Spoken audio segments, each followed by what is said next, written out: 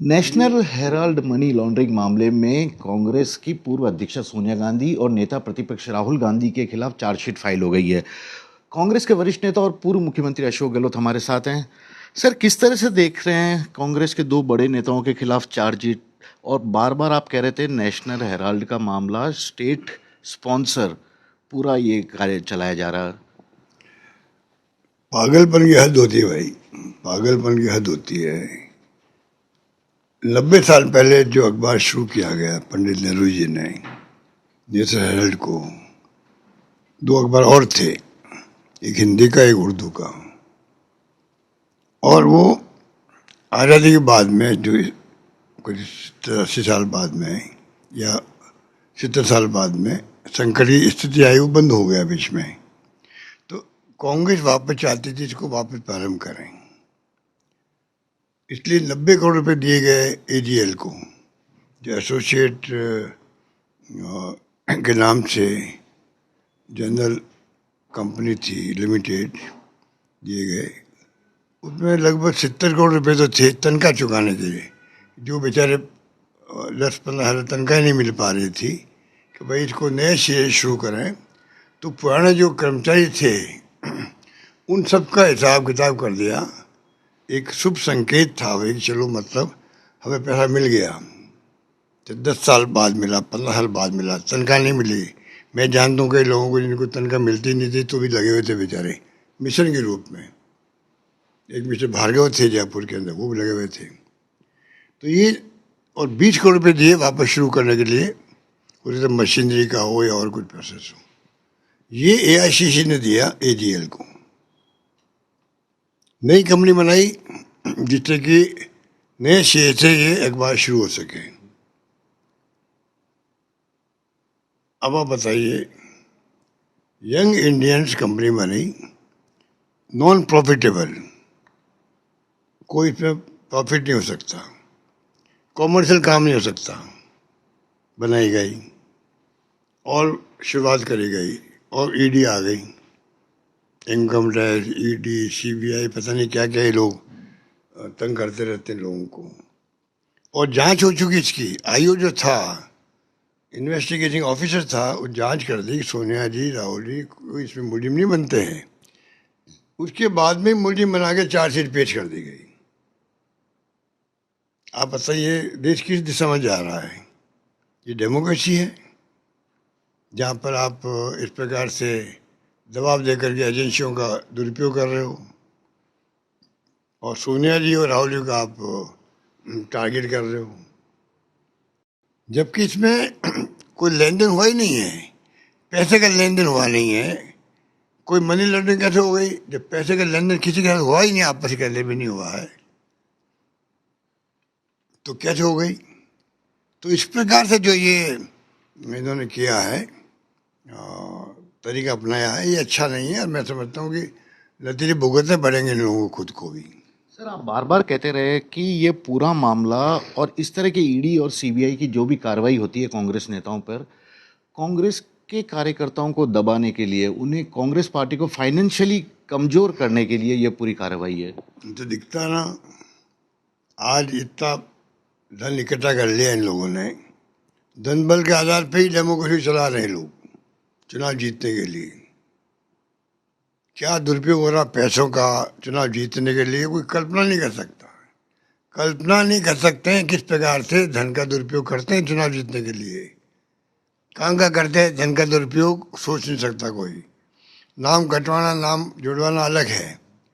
अब तो विपक्षी पार्टियों को चाहिए कि जो ये इनके हथकंडे हैं, उसमें मुकाबला कर नहीं सकते पैसों से, तो पर बाकी जो इनकी बेईमानी हो रही है, नाम कटवा दो, नाम जुड़वा दो, ये सब हमें वहाँ पर देखना पड़ेगा किस रूप में हम आगे बढ़ें।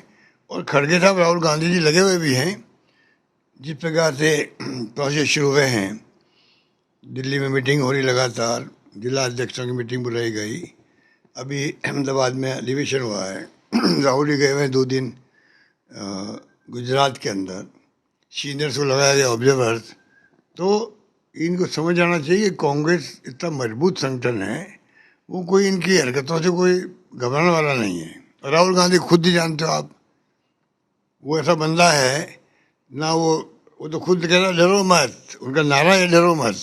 तो आप सोच सकते हो कि ये क्या डराएंगे उनको। लेकिन अभी ऐसा कह रहे हैं कि बिहार में चुनाव की सुगबुगाहट शुरू हो गई, अचानक से ईडी का चार्जशीट दाखिल करना चुनावी हो सकता है कांग्रेस को भी कर कमजोर। सकते हैं। इनके लिए तो चुनाव जीतना सर्वोपरि है, ये इनके इन प्रकार है।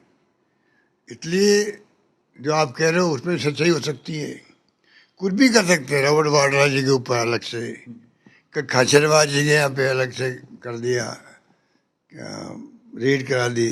जबकि पहले जब हमारी सरकार संकट में थी, बीजेपी जो सरकार गिरा रही थी हमारी, तो जन विश्वास हमारे साथ था, हाईकमान का आशीर्वाद था और सरकार बच गई हमारी और सरकार चली जाती। उस वक्त भी प्रताप सिंह खाचरवाज को होटल से बुलाया गया और 7-8 घंटे तक इंटरव्यू है। ये तो पूरा उस वक्त कॉन्स्पिरेसी भी थी। जो 6-7 लोगों के ऊपर जो किया गया हमला इनकम टैक्स का, रेड कराई गई, वो अभी तक भुगत रहे बेचारे वो लोग। किसी को इनकम टैक्स नोटिस दे रहा है, किसी का केस ईडी ने ले लिया है, उनमें से उनको तंग अभी तक कर रहे हैं। अब वो 6-7 नाम किसने दिए वो तो एक अलग विषय हो सकता है कि भाई किसने नाम दिया, कि इन 6-7 लोगों पे ही आप रेड करो।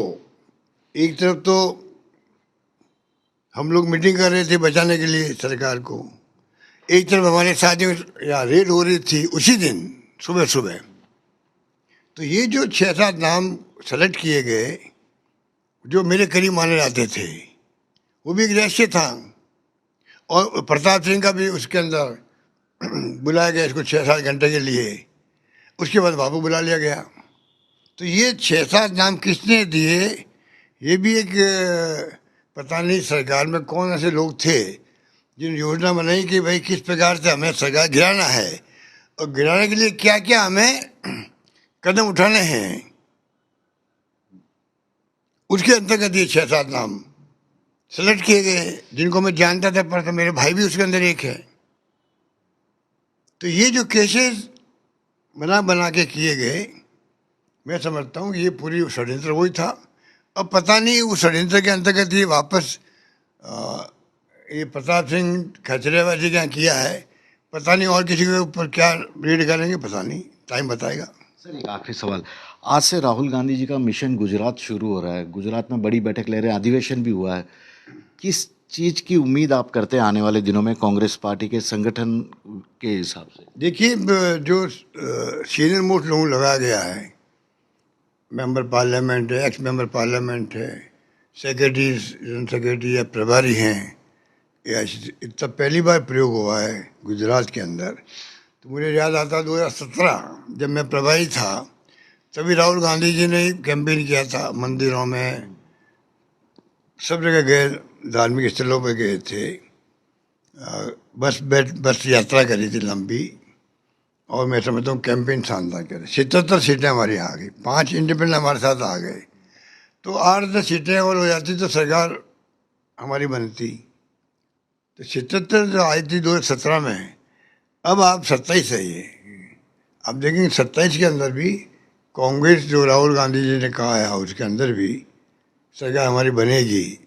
तो सरकार हमारी बनेगी कमिटमेंट के साथ में राहुल जी खड़गे साहब ने तय किया है कि कांग्रेस को मैदान में उतरना चाहिए वहाँ पर, उस कमिटमेंट के साथ में, उस संकल्प के साथ में। तो मैं उम्मीद करता हूँ कि 17 में जो माहौल बना था उससे बेहतर माहौल इस बार बनेगा। तो ये थे राजस्थान में कांग्रेस के वरिष्ठ नेता और पूर्व मुख्यमंत्री अशोक गहलोत। कैमरामैन विक्रम सिंह भाटी के साथ श्रीवत्सन, जयपुर, न्यूज़ 24।